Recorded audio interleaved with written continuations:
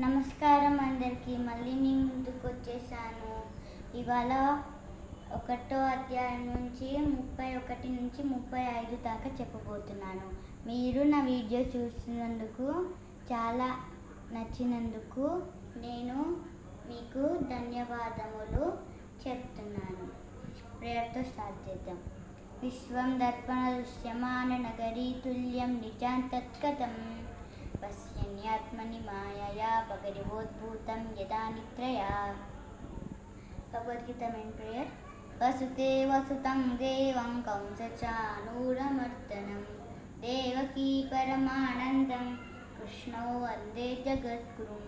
శ్రీకృష్ణో వందే జగద్గురుం. జై శ్రీకృష్ణ. అందరికీ స్టార్ట్ చేద్దాం. 31.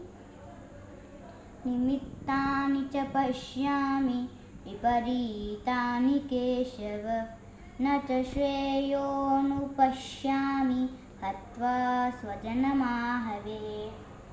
న కాంక్షే విజయం కృష్ణ న చ రాజ్యం సుఖాని చ కిం నో రాజ్యేన గోవింద కిం భోగైర్జీవితేన వా. येषामर्थे काङ्क्षितन्नो राज्यं भोगशुकानि च तैमेव स्थिता युद्धे प्राणा मत्सवदादनि च. आचार्याः पितरः पुत्रास्तथैव च पितामहः मातुलः శ్వశురపౌత్రాः శాలः సంబంధినస్తథా. లాస్ట్ శ్లోకం అండి. ఏతాన్ హంతుమిచ్ఛామి ఘంతోపి మధుసూదన అపి త్రైలోక్యరాజ్యస్య హేతోః కిన్ను మహీకృతే.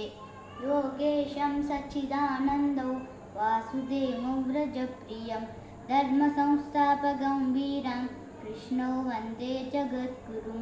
श्रीकृष्णो वन्दे जगद्गुरुं. जय श्रीकृष्ण. అందరికీ